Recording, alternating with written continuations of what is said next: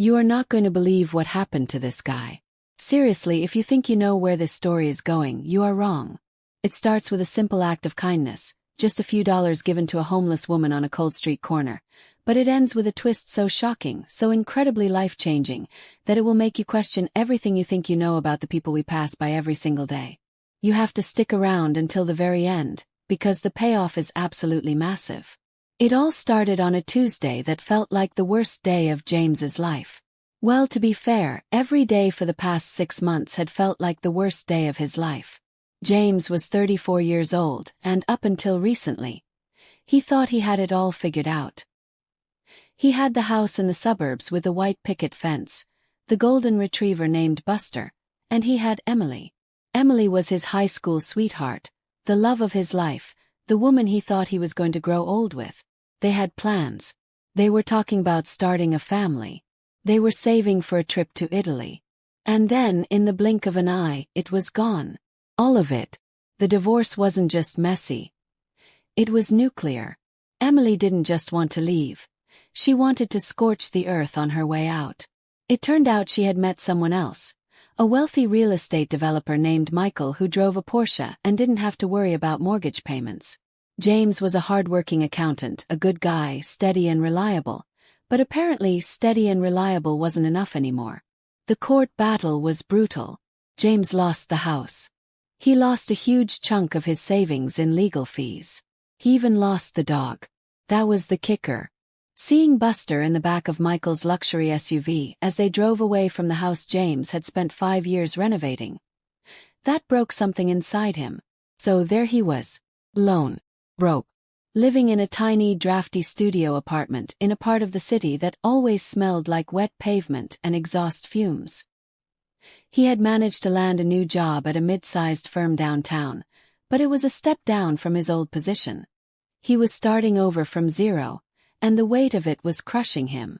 Every morning, he had to drag himself out of bed, the silence of his empty apartment ringing in his ears, and force himself to put on a suit that felt a little looser than it used to because he hadn't been eating right. His routine was monotonous. He would walk 6 blocks to the subway station, ride the train for 40 minutes squeezed between strangers who wouldn't make eye contact, and then walk another 3 blocks to his office building. It was a gray, lonely existence. He felt invisible, like he was a ghost haunting his own life. But there was one thing that broke the pattern. One tiny speck of humanity in the middle of the concrete jungle. Her name, well, he didn't know her name at first, was the old lady on the corner of 5th and Main.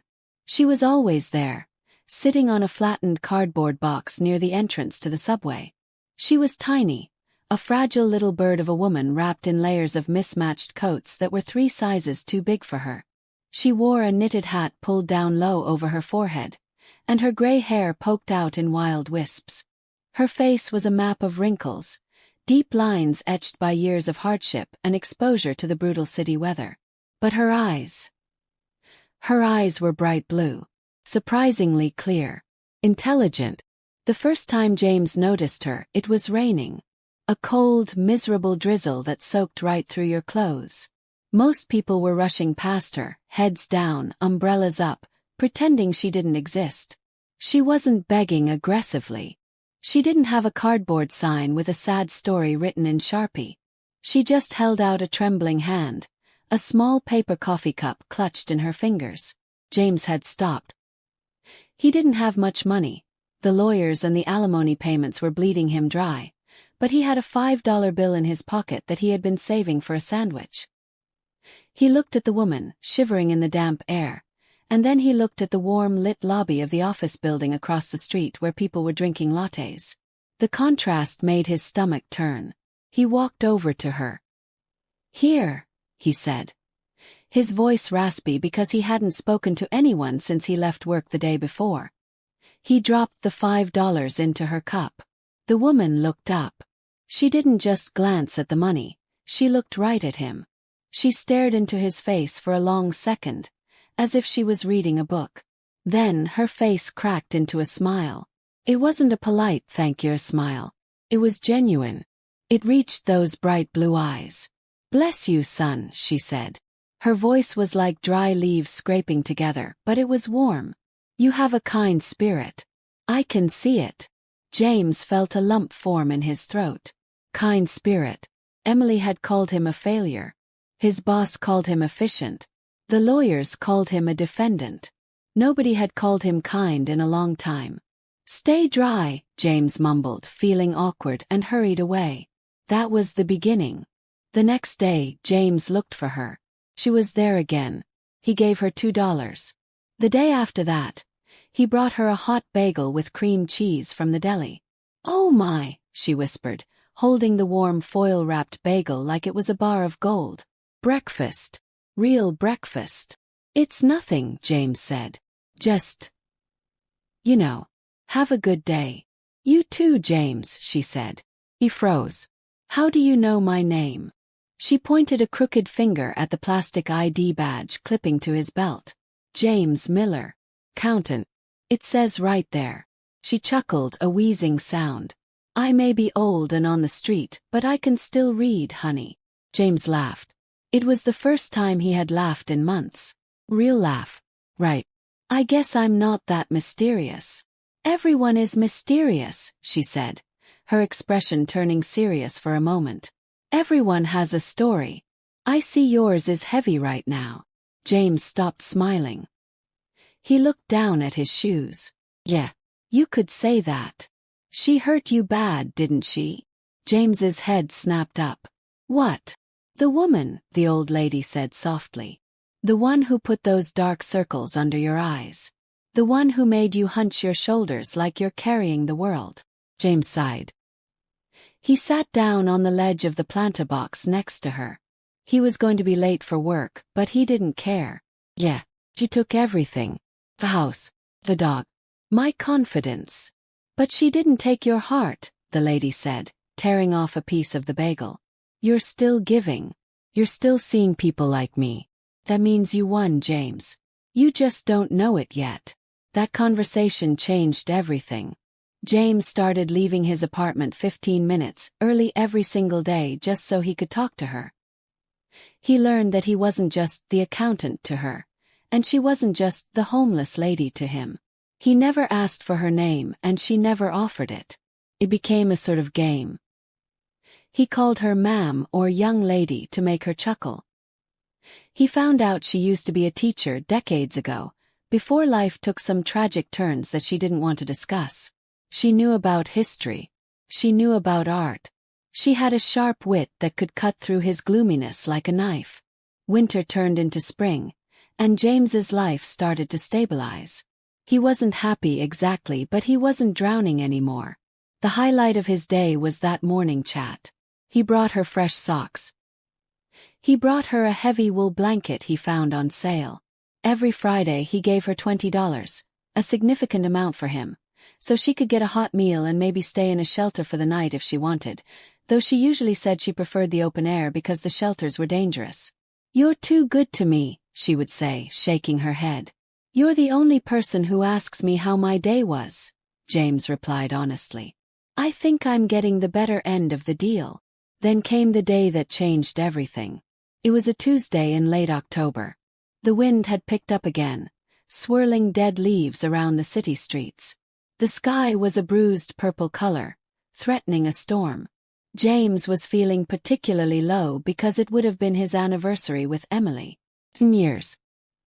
He had woken up with a pit in his stomach, the memory of their wedding day playing on a loop in his mind. He walked toward the corner of 5th and Main, his hands shoved deep in his pockets, head down against the wind. He just wanted to give the lady her coffee and get to work so he could bury himself in spreadsheets and forget what day it was. As he approached, he saw her. But she wasn't sitting on her box. She was standing up, pacing back and forth. She looked agitated. Her eyes were darting around the street, scanning the faces of the people rushing by. She looked terrified. When she saw James, her face didn't light up with her usual smile. Instead, she rushed toward him. She moved faster than he had ever seen her move. She stumbled a bit, but she caught herself and grabbed his arm. Her grip was surprisingly strong, her fingers digging into his coat sleeve. James, she hissed. James, listen to me. Whoa, slow down, James said, startled. He put a hand on her shoulder to steady her. She was trembling violently. What's wrong? Are you okay? Is someone bothering you? She shook her head frantically. No, it's not about me. You. James, look at me. She pulled him closer, out of the flow of pedestrian traffic, into the alcove of a closed-down electronics store. Her blue eyes were wide, the pupils dilated. She looked like she had seen a ghost. What is it? James asked, his heart starting to race. Her fear was contagious. You cannot go home tonight, she said. Her voice was low, urgent, intense. James blinked, confused. What? Why? What are you talking about? Listen to me, she snapped, squeezing his arm harder. Do not go back to your apartment. Not tonight. You hear me? You absolutely cannot go there. Why? James asked again, a nervous laugh escaping his lips. Is my building being fumigated? Did I miss a memo? This isn't a joke, James. Her voice cracked. I saw something. Heard something. People, bad people. They were talking. They mentioned you. They mentioned your address. 420 Elm Street, right? Apartment 4B. James went cold. He had never told her his exact address. He had told her the neighborhood, sure, but never the street, and definitely not the apartment number. How do you know my address? James whispered, stepping back slightly. A wave of suspicion washed over him. Was she stalking him? Was this some kind of scam? It doesn't matter how I know, she cried, tears welling up in her eyes. You have been good to me. You are the only one who sees me. Cannot let them hurt you. You have to promise me. Promise me right now. Who is them? James demanded. Who are you talking about? The man in the suit, she said, her voice dropping to a whisper. And the woman. The one with the blonde hair. They were standing right here waiting for a cab. They didn't see me.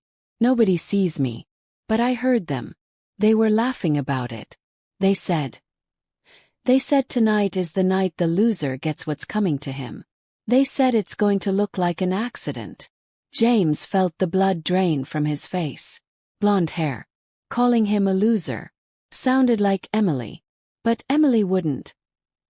She wouldn't hurt him. She had taken his money, sure, but physical harm. And who was the man in the suit? Michael. You're scaring me, James said. You should be scared, the old lady said firmly. Please. For once in your life, don't be polite. Don't be rational. Be safe. Go to a hotel. Go to a friend's house. Anywhere but that apartment. Do not go there until the sun comes up tomorrow. Do you understand? James looked into her eyes. He searched for any sign of madness, any sign of a lie. But all he saw was desperate, genuine concern. This woman, who had nothing, who shivered in the cold every day, was terrified for him. Okay, James said slowly. Okay. I won't go home. She let out a breath she seemed to have been holding for an hour. Her grip on his arm loosened. Good. Promise me. I promise, James said. He reached into his pocket and pulled out all the cash he had. About $40. Here. You take this. Go somewhere warm tonight too, okay? If it's dangerous. She pushed his hand away. I don't want your money today, James. I just want you to be alive tomorrow. Oh, go to work. Normal. But tonight, stay away. James walked to work in a daze. He couldn't concentrate all day. He sat at his desk, staring at the numbers on his screen, but they were just blurry shapes. Was the old lady crazy? Was she having a hallucinatory episode? It was possible. It was actually probable. The rational part of his brain told him to ignore it, to go home, to sleep in his own bed. It was ridiculous to spend money on a hotel because a homeless woman heard a conversation on the street. But then he remembered how she knew his address. Asterisk 420 Elm Street. Apartment 4B. Asterisk, there was no way she could have guessed that. When 5 p.m. rolled around, James felt sick with anxiety. He walked out of his office building. It was already dark. The wind was howling now. He walked toward the subway, his feet automatically taking him toward the train that went home. He stopped at the turnstile. They said it's going to look like an accident. Her voice echoed in his head. James turned around. He walked out of the station. He hailed a cab, something he never did because of the cost, and told the driver to take him to a motel on the other side of the city, near the airport.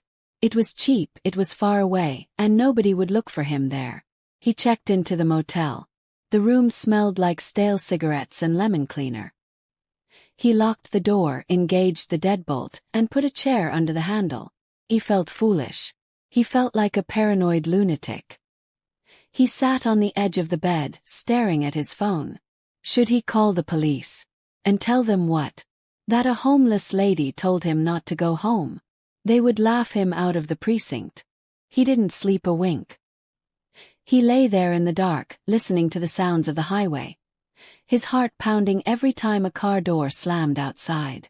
He kept checking his phone, expecting. He didn't know what. A text from Emily. A news alert. Morning came slowly. The gray light filtered through the thin curtains. James sat up, his body aching from the tension. He felt ridiculous. Nothing had happened. He had spent $80 on a motel room for nothing. He grabbed his bag and checked out. He needed to go home, change his clothes, and get to work. He was going to be late, and he was going to be exhausted. He felt a flash of anger toward the old lady. She had played him. She was probably laughing about it, or maybe she was just mentally ill, and he had fed into her delusion. He took the train back to his neighborhood. He walked down Elm Street. It was a quiet morning. The coffee shop was opening. The birds were chirping. Everything was normal. And then he turned the corner onto his block. His heart stopped. There were fire trucks. 3 of them. Police cars with their lights flashing, though the sirens were off now. Yellow caution tape was strung across the sidewalk. A crowd of neighbors was gathered, pointing and whispering. James ran. He sprinted toward his building. The smell hit him first. The acrid, choking stench of wet ash and burnt plastic. His building was standing, but the windows on the 4th floor were blown out. Black scorch marks licked up the side of the brickwork. "Hey! You can't go back there!" A police officer shouted, stepping in front of him. "That's my apartment," James yelled, pointing at the black hole where his window used to be. "Apartment 4B. That's my place." The officer's expression softened from authoritative to sympathetic. "You live in 4B. Are you James Miller?" "Yes." "What happened? What is going on?" The officer let out a heavy sigh. "You're lucky you weren't home, Mr. Miller." Massive gas explosion. Looks like a leak in the line, but... Well, arson investigators are on the way. It happened around 3 a.m. The whole unit was engulfed in seconds. If anyone had been in that bed. He trailed off, shaking his head. They wouldn't have made it out. James fell to his knees on the sidewalk. The world spun around him. 3 a.m. He would have been asleep. He would have been dead. It's going to look like an accident. She knew. She had known. Was anyone hurt? James asked, his voice trembling. "No," the officer said. "The unit next door has smoke damage, but the neighbors evacuated in time. You were the only one unaccounted for. We've been trying to call your landline." James stood up. He didn't care about his clothes. He didn't care about his furniture or his photos or the few things he had left from his old life. They were all ashes now. But he was alive. He had to find her. He ducked under the police tape before the officer could stop him again, but instead of going into the building, he turned and ran. He ran back toward the subway. He ran all the way to 5th and Main. His chest was burning, his legs screaming, but he didn't stop.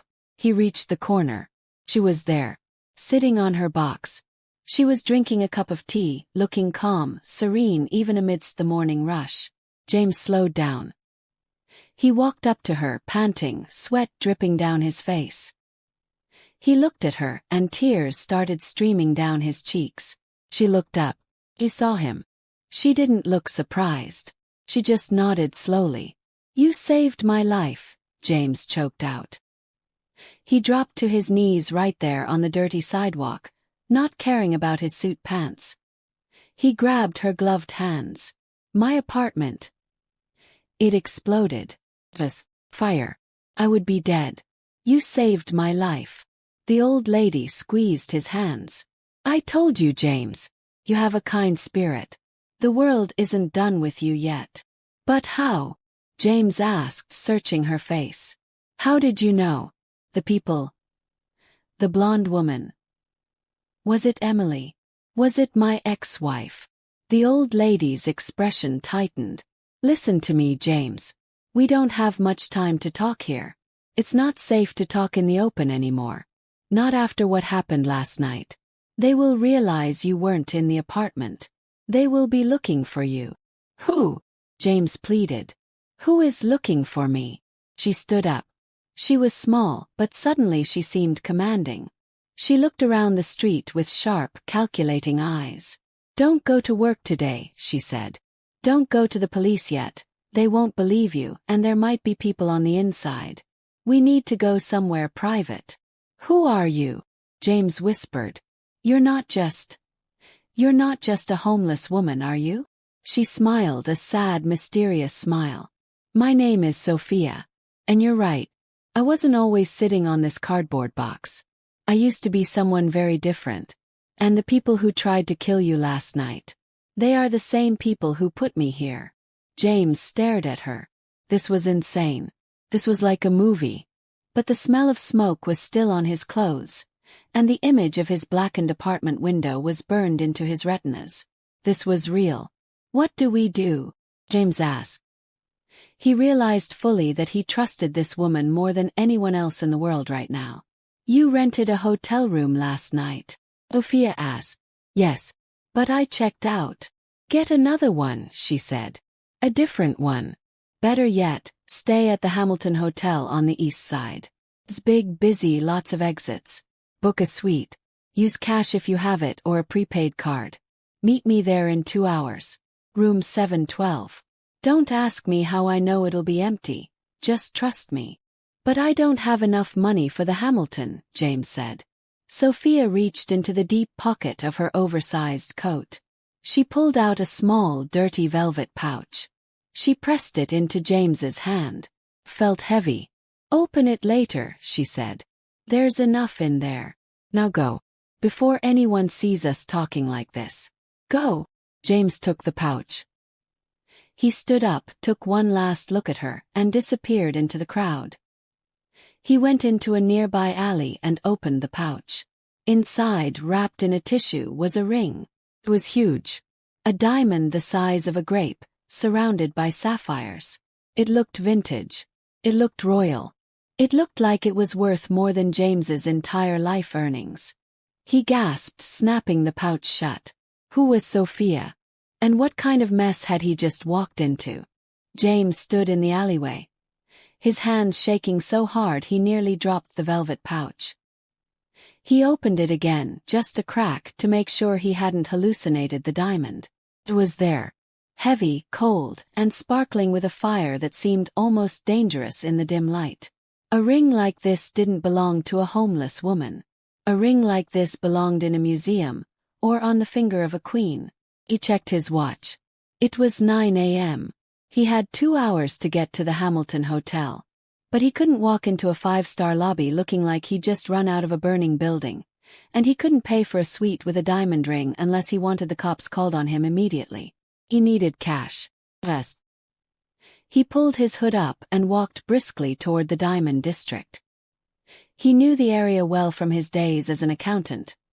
He had audited a few jewelry firms back when his life was normal. He found a small, grimy shop with bars on the windows and a sign that said, "We buy gold cash on the spot." It wasn't the kind of place that asked questions. The man behind the glass was thick-necked and chewing on a toothpick. He looked bored until James slid the ring under the partition. The man's eyes popped open. He actually spit the toothpick out. He picked up a jeweler's loupe and examined the stone for a long, silent minute. Where did you get this? The man asked, his voice low. Inheritance, James lied, his voice steady despite his racing heart. Grandmother passed. I need to pay for the funeral. I need cash, and I need it now. The man looked at James, then back at the ring. He knew it was worth a fortune. He also knew James was desperate. I can't give you what it's worth. Not in cash. Not without paperwork. I don't want full value, James said. I want $5,000. In hundreds. Right now. The man hesitated. The ring was easily worth $50,000, maybe more. $5,000 was robbery. It was the deal of a lifetime. Done, the man grunted. He opened a safe under the counter and counted out 50 crisp $100 bills. James shoved the cash into his pocket, left the ring and walked out. He felt a pang of guilt for selling Sophia's treasure for pennies on the dollar, but she had said to use it. She wanted him safe. And $5,000 was enough to disappear for a while. He stopped at a department store, bought a new suit, a fresh shirt, and a razor. He changed in the store's bathroom, scrubbing the soot off his face and neck with wet paper towels. When he looked in the mirror, he didn't see the scared victim anymore. He saw James Miller, the man he used to be. He looked respectable. He looked like he belonged at the Hamilton. He took a taxi to the hotel. The Hamilton was a palace of marble and gold leaf, a place where senators and movie stars stayed. James walked to the front desk, slapped a stack of cash on the counter, and asked for a suite. He didn't use his credit card. He used a fake name, Mr. Oliver. The receptionist didn't blink. Cash was king in this city. Room 712 was massive. It had a view of the park, a king-sized bed, and a bathroom bigger than his entire old apartment. James paced the floor. 10:55 a.m. 5 minutes until Sophia was supposed to arrive. Doubt started to creep in again. Was this a trap?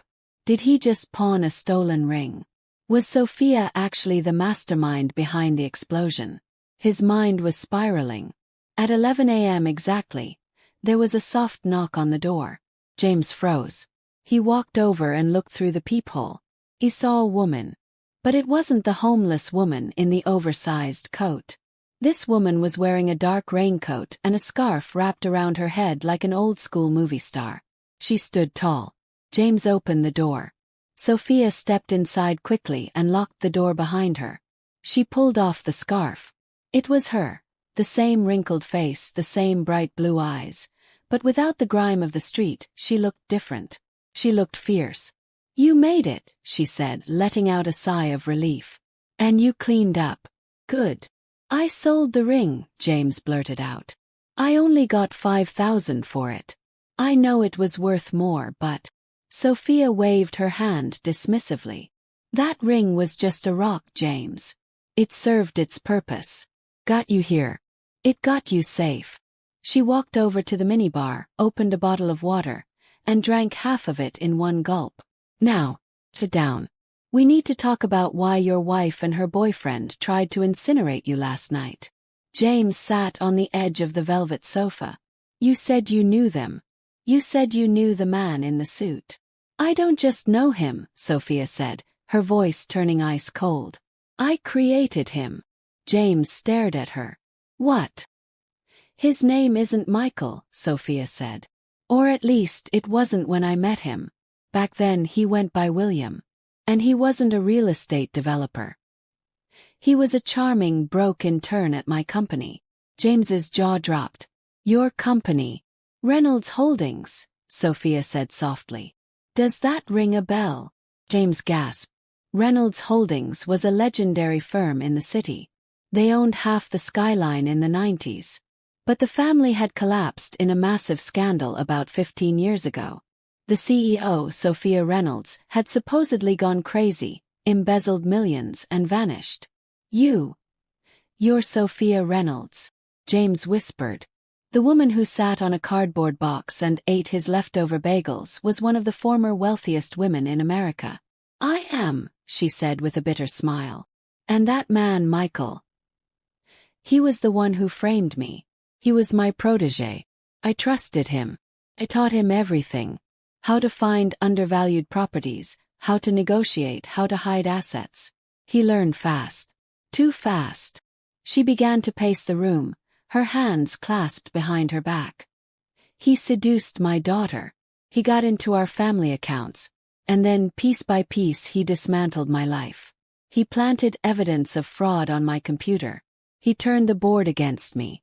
He even paid a doctor to testify that I was suffering from dementia so he could take power of attorney. By the time I realized what was happening, I had lost control of my company, my reputation, and my home. But why are you on the street? James asked. Why didn't you fight it?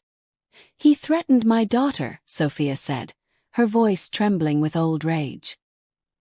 He told me that if I didn't disappear, if I didn't walk away and never come back, he would make sure she went to prison for the embezzlement he committed. He had set it up so her signature was on everything.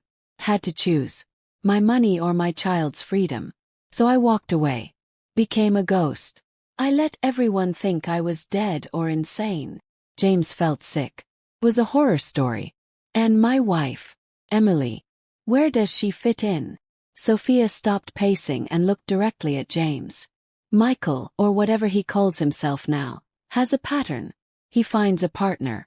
Someone greedy. Someone willing to look the other way.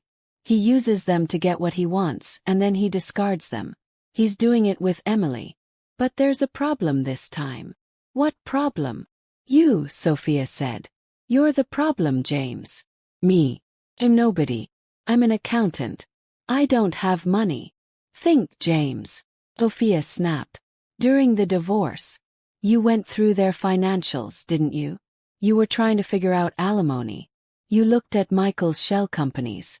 You looked at the transfers. Yeah, but I didn't find anything, James said, shaking his head. It was all confusing. Just a bunch of offshore LLCs. I couldn't prove his net worth, so I gave up. You might not have understood what you were looking at, Sophia explained, leaning in close. But you saw it. You possess the knowledge. Maybe you made copies. Maybe you have a file somewhere. James's eyes widened. I did download a dump of his transaction history. From a shared drive Emily forgot to log out of on our home computer. I put it on a flash drive. I was going to analyze it later, but then the divorce got so heavy I forgot about it. Where is that flash drive? Sophia asked urgently. It was in my apartment, James said, his heart sinking. In my desk drawer. It's gone. It's ashes. Sophia slammed her hand on the table. No. Think. Did you back it up? Is it on a cloud? Is it in your email? James racked his brain. The fire. The explosion. Everything was gone.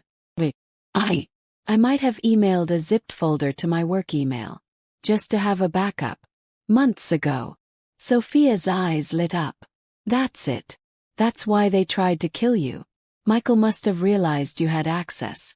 He probably did an audit of his own security and saw the download log. He knows you have the smoking gun that proves his entire empire is built on stolen money. My money and the money of a dozen others. So Emily. James trailed off, the realization hitting him like a truck. Emily knows.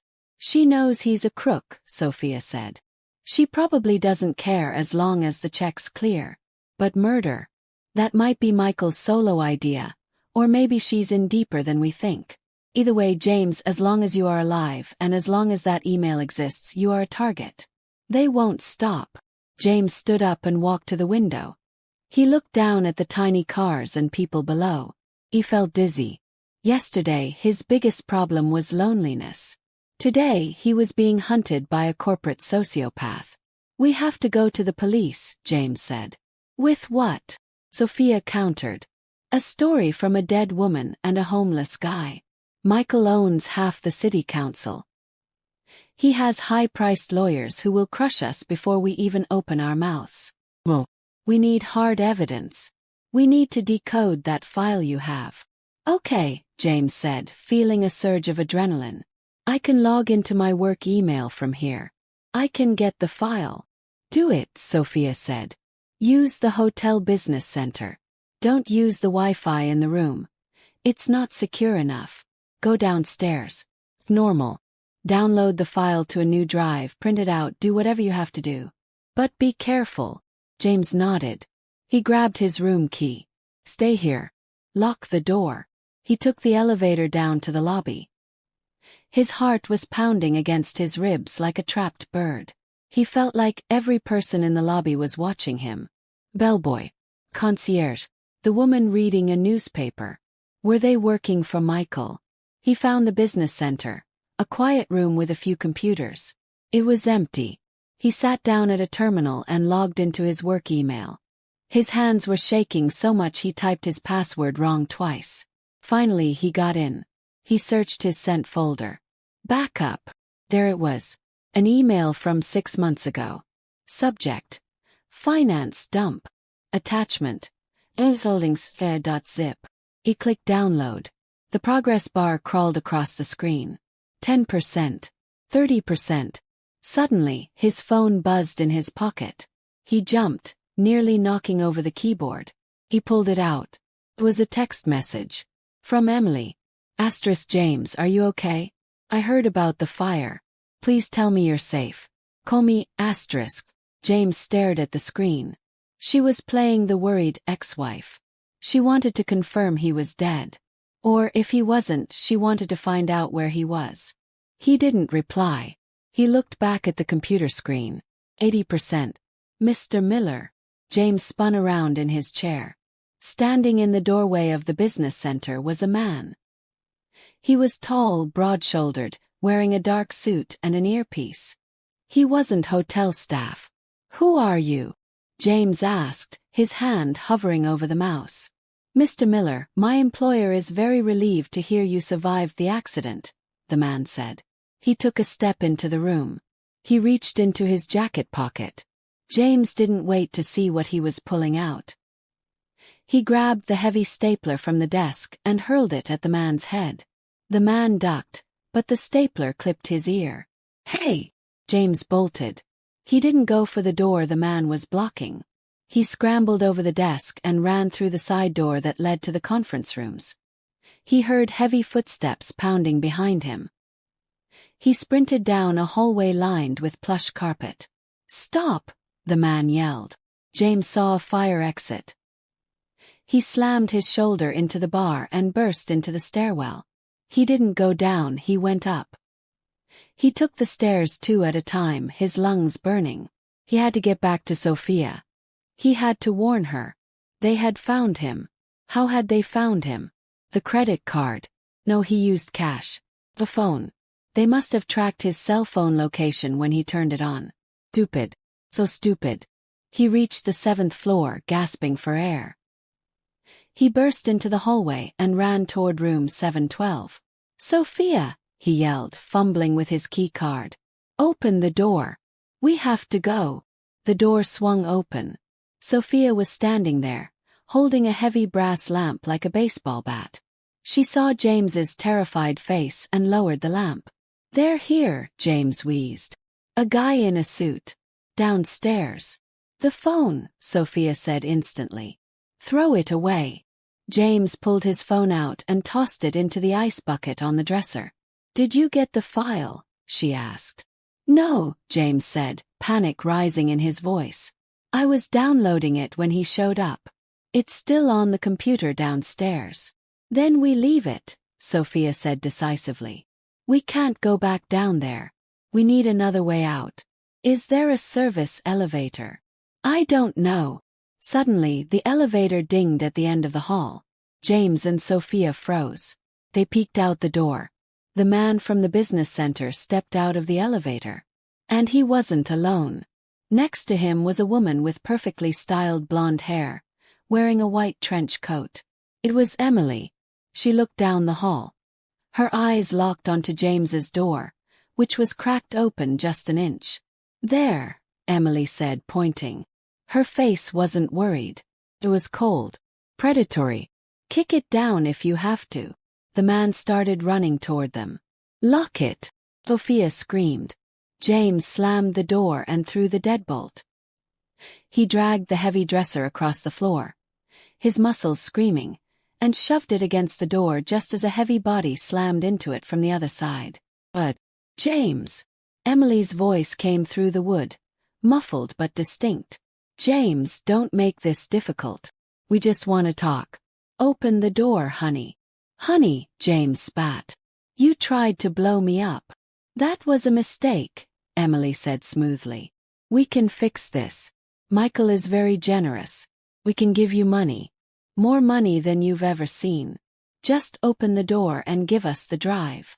"I don't have it," James yelled. Thud. The door frame splintered. The man was kicking it. "The balcony," Sophia said. She was already at the window, sliding the glass door open. "Are you crazy?" James shouted. "We're on the 7th floor. There's a fire escape," Sophia said, stepping out into the wind. "I checked when I came in. Old habits. Come on." James looked at the door. It buckled again under another kick. He looked at Sophia, standing on the narrow ledge, the wind whipping her borrowed coat. He made his choice. He ran to the balcony. Sophia was climbing over the railing onto the black metal grate of the fire escape ladder. It looked rusty. It looked terrifying. "Go!" she yelled over the wind. James climbed over. He looked down. It was a sheer drop to the alley below. Inside the room, the door smashed open with a deafening crack. The man in the suit burst in, gun drawn. Emily was right behind him. "They're on the balcony!" Emily shrieked. James scrambled down the ladder, Sophia right below him. They moved fast, the metal groaning under their weight. A gunshot rang out, and sparks flew off the railing inches from James's hand. "Keep moving!" Sophia yelled. They slid down the ladders floor by floor. 6th, 5th, 4th. Above them, the man was leaning over the railing, taking aim. "Jump!" Sophia commanded when they reached the 2nd floor. The ladder didn't go all the way to the ground. It was a drop ladder that was stuck with rust. They were still 15 feet up. Below them was a dumpster filled with cardboard boxes. "I can't!" James yelled. "Do you want to die, or do you want to break a leg?" Sophia yelled back. "Jump!" She didn't wait. Let go. She fell through the air, landing with a crash into the dumpster. James heard another shot whiz past his ear. He closed his eyes and let go. He hit the cardboard hard. The breath was knocked out of him. He rolled over, groaning. Sophia was already scrambling out of the dumpster. She grabbed his collar and hauled him up. "Run! The subway entrance is right there."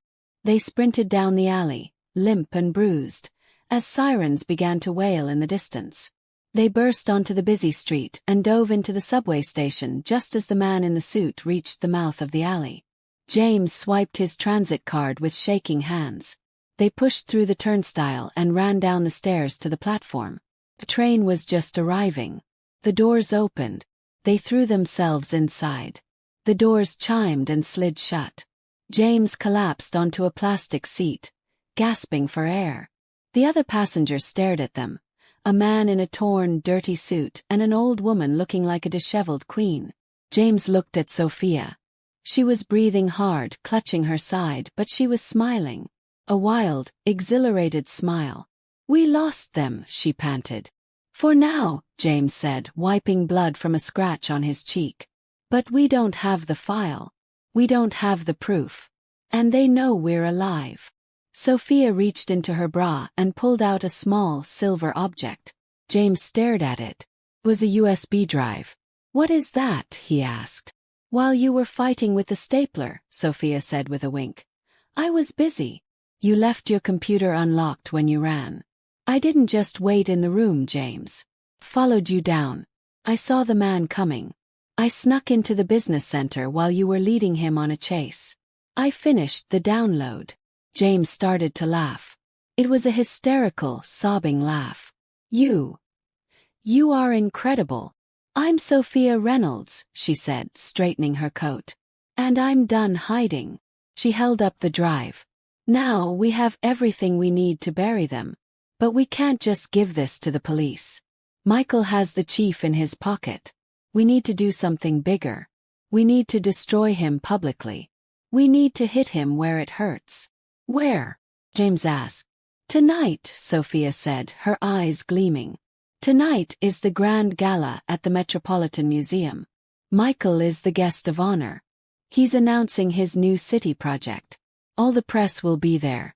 The mayor. Everyone. You want to go there? James asked. He'll kill us. Not if we crash the party, Sophia said. Not if we put his crimes on the big screen before he can say a word. We are going to that gala, James. But look at us. James gestured to his ruined suit. We can't get into a black tie event. Sophia leaned back, the train rattling around them. I know a few people who still owe me favors. Old friends who hate Michael as much as I do. We're going to get a makeover, James. And then we're going to get revenge. The train sped into the darkness of the tunnel, carrying them toward the final showdown. James and Sophia got off the train in a quiet, upscale neighborhood on the Upper West Side, a stark contrast to the grime of the subway tunnel. Sophia walked with a purpose now, her limp almost gone, fueled by pure adrenaline. She led James to a brownstone covered in ivy, tucked away on a tree-lined street. She rang the buzzer. Once. A long pause. Then a voice crackled through the intercom. Yes. Tell Arthur that the ghost of Fifth Avenue is here, Sophia said into the speaker. And she's calling in the debt from 1998. There was a stunned silence. Then a frantic buzzing sound as the heavy oak door unlocked. They stepped into a foyer that smelled of expensive polish and old money. A man in a silk dressing gown came rushing down the stairs. He was elderly with white hair and round spectacles, but he moved with spry energy. When he saw Sophia, he stopped dead on the bottom step. His mouth fell open. Sophia, he whispered, as if seeing an apparition. My God. It is you. We all thought.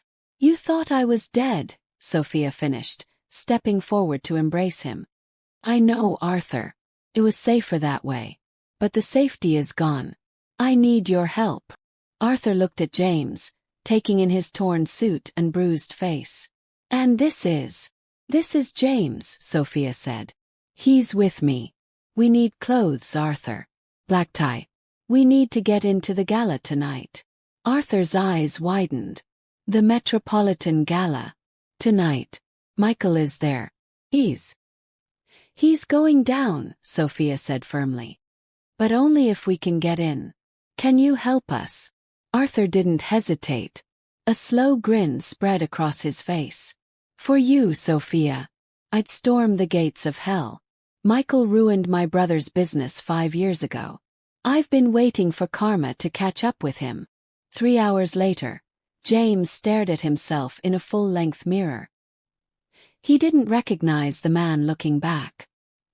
He was wearing a tuxedo that fit him perfectly, borrowed from Arthur's son, and his hair was slicked back, hiding the soot and sweat. He looked like James Bond. He looked powerful. Then Sophia walked in. James gasped. Gone were the rags, the mismatched coats, the knitted cap. She was wearing a floor-length gown of midnight blue velvet that Arthur's late wife had owned. It was regal. She wore a simple string of pearls Arthur had pulled from a safe. Her gray hair was pinned up in an elegant chignon. She didn't look like a homeless woman. She looked like the titan of industry she was born to be. Ready? She asked. Her voice was steady, but her hands were clenched into fists. Ready, James said. He felt a surge of confidence. They were a team. Arthur drove them in his vintage Rolls-Royce. He had credentials, he was a donor to the museum, so he could get them past the first checkpoint. I can get you to the red carpet, Arthur said as they navigated the crowded streets toward the museum. But once you're inside, you're on your own. Michael's security will be tight. We just need 5 minutes, Sophia said, clutching her small clutch bag where the USB drive was hidden. 5 minutes near the AV booth. The car pulled up to the museum steps. Flashbulbs were popping everywhere. A sea of reporters and photographers lined the red carpet. Showtime, Sophia whispered. The door opened. James stepped out first. He extended a hand to Sophia. She took it, stepping out into the blinding lights. For a moment nobody reacted. The photographers were looking for movie stars. But then a ripple went through the crowd. An older photographer lowered his camera, squinting. "Is that?" Someone whispered. "No way," another voice said. Sophia lifted her chin. She walked up the stairs with James, ignoring the whispers. She walked with the arrogance of someone who owned the building. They reached the entrance. A security guard with a clipboard blocked their path. "Name: Mr. and Mrs. Arthur Sterling." James lied smoothly, using the names Arthur had told them to use. The guard scanned the list. He frowned. "I see an Arthur Sterling +1, but..." He looked at Sophia. He seemed to recognize something in her face, something familiar from the news years ago. "Is there a problem?" Sophia asked, her voice dripping with icy entitlement. "We are personal guests of the board." The guard hesitated. The line was backing up behind them. A celebrity was waiting. "Go ahead," he muttered, unhooking the velvet rope. They were in. The great hall was transformed. Massive chandeliers, tables laden with champagne, hundreds of people in jewels and tuxedos. And there, in the center of the room, on a raised stage with a giant screen behind him, was Michael. James felt his blood run cold. Michael looked exactly like the photos. Handsome, charming, laughing with the mayor. And next to him, clutching a glass of wine with white-knuckled tension, was Emily. She looked beautiful but terrified. Her eyes were darting around the room. "The AV booth is up there," Sophia whispered, pointing to a balcony overlooking the hall. "We need to get up there before Michael starts his speech." "I'll create a distraction," James said. "You go." "No," Sophia grabbed his arm. "We stick together. If they see me alone, they'll grab me." They moved through the crowd, grabbing glasses of champagne to blend in. They wove through the tables, keeping their heads down. They were halfway to the stairs when a voice cut through the noise. "James!" It was Emily. She was standing 10 feet away, staring right at him. Her face went pale. She dropped her wine glass. It shattered on the marble floor. Crash. The sound silenced the nearby conversations. People turned to look. Michael turned too. He saw Emily looking at something. He followed her gaze. His eyes locked onto James. And then they slid to the woman next to him. Michael's face didn't just go pale. It went gray. He looked like he was seeing a ghost. "Seize them!" Michael screamed, pointing a shaking finger. "Security! Seize those people! They are terrorists!" The crowd gasped. For large security guards started pushing through the guests toward James and Sophia. "Run!" James yelled. They bolted for the stairs. The pretense was over. It was a race. "Stop them!" Michael was shouting into his microphone now, his voice booming over the speakers. "Don't let them near the stage." James and Sophia sprinted up the marble staircase. A guard lunged for Sophia's dress. James turned and shoved a waiter carrying a tray of drinks into the guard's path. Glasses flew everywhere. The guard slipped and fell. They reached the balcony. The door to the AV booth was guarded by one man. "Stand back!" James yelled, rushing him. The guard reached for his radio. James didn't stop. He tackled the man, driving his shoulder into the guard's stomach. They both hit the floor hard. "Sophia, go!" James grunted, wrestling with the guard. Sophia stepped over them and burst into the booth. The technician inside jumped up. "Hey! You can't be in here." Sophia didn't argue. She pulled a taser from her clutch, another gift from Arthur, and sparked it. "Sit down," she commanded. The technician sat, hands up. Sophia jammed the USB drive into the main control console. Her fingers flew across the keyboard. She found the file. Presentation override. Down below, the guards had pulled James off their colleague. They were pinning his arms behind his back. "Got him!" one guard shouted. On the stage, Michael was regaining his composure. He straightened his tie. "Ladies and gentlemen, please. A minor disturbance. Just some disgruntled former employees." Now, as I was saying. Suddenly, the giant screen behind him flickered. The logo for his new project disappeared. In its place, a video appeared. It was grainy security footage. It showed Michael, younger, less polished, sitting in an office. He was talking to someone. The audio boomed through the hall. Asterisk. Just forge the signature, Emily. Sophia is old. Nobody will question it. We declare her incompetent. We ship her off to a home, and the assets are ours. It's clean. Asterisk. The crowd gasped. A collective murmur of shock rose up like a wave. Michael froze. He turned around and looked at the screen. Another document flashed up. A bank transfer record. Millions of dollars moved from Reynolds Charity Fund to a hitman. Then an email chain. From Michael to a hitman. Asterisk, make it look like an accident. 420 Elm Street. Tonight. No survivors. Asterisk. The silence in the room was deafening. Every eye was glued to the screen. Michael stood there, stripped naked in front of the entire city. He looked tiny. Emily, standing next to him, started to sob. She backed away, shaking her head.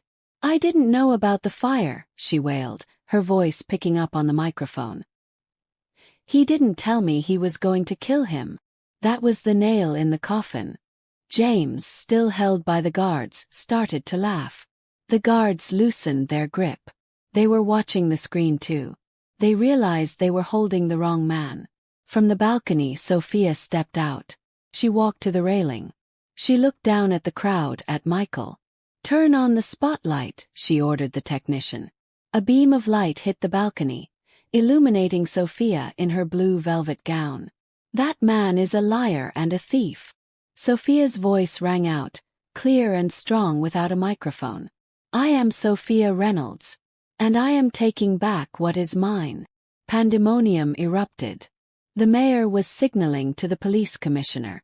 Reporters were surging toward the stage. Michael tried to run. He jumped off the stage and pushed through the crowd. But the crowd wasn't moving for him anymore. They were blocking him. A tuxedo-clad man tripped him.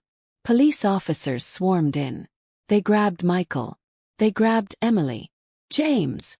Sophia called down from the balcony. She was smiling, tears streaming down her face. She pointed to him. The guards released James completely. One of them even patted him on the back. James walked to the center of the room as the police cuffed his ex-wife and her lover. He watched them being dragged away. Emily looked at him as she passed, her mascara running, her eyes pleading. James just looked at her, feeling nothing but a profound sense of release. It was over. 6 months later. The sun was shining on a beautiful spring day in New York City. James walked down the street, but not to a cubicle. He walked toward a gleaming skyscraper that now bore the name Reynolds and Miller Foundation. He walked into the lobby. The security guard nodded. Good morning, Mr. Miller. Morning, Sam, James said, smiling. He took the elevator to the penthouse suite. The doors opened into a sun-drenched office. Sophia was there, sitting behind a massive oak desk. She looked healthy, vibrant, and busy. But she stopped typing the moment James walked in. There he is, she said, beaming. The man of the hour. How was the meeting with the orphanage board? It was great, James said, sitting down opposite her. They approved the new wing. We break ground next month. The Buster Wing. For displaced pets and kids. Sophia laughed. Perfect. It had been a whirlwind. With Michael and Emily in prison awaiting a trial that would put them away for life, Sophia's assets had been recovered. She was reinstated as CEO, but she had immediately pivoted the company into a massive philanthropic organization. And she had made James her partner. James wasn't an accountant anymore. He was the director of operations. He had a purpose. He had a salary that let him buy a nice apartment. Not a mansion, just a really nice place with a view of the park. And he had a new dog, a scruffy terrier named Lucky. I have something for you, Sophia said, sliding a small envelope across the desk. What's this? My bonus isn't due yet, James joked. Open it. James opened the envelope. Inside was a set of keys. And a photo. It was a photo of his old house. The one in the suburbs. The one with the white picket fence. I bought it back from the bank, Sophia said softly. It was going up for auction. I had it renovated. It's yours, James. Free and clear. James stared at the photo. His throat tightened. Sophia. I can't accept this. You gave me a bagel when I was starving, Sophia said, her eyes glistening. You listened to me when the world ignored me. You saved my life on that fire escape. A house is the least I can do. She stood up and walked around the desk. She put a hand on his shoulder. Besides, she added with a twinkle in her eye, I need someone to host the summer barbecue. I hear you make a mean burger. James looked up at her. He thought about the Cold Street corner, the $5, the fear, the fire. Felt like a lifetime ago. I do, James smiled. I really do. He stood up and hugged her. It wasn't a hug between a boss and an employee. It was a hug between family. James walked to the window and looked out at the city. It didn't look gray anymore. It looked bright. It looked full of possibility. He had lost everything, and in doing so, he had found something much better. He had found a true friend. He had found his courage. And finally, for the first time in a long time, he was truly, completely happy. And they lived happily ever after. With a big smile.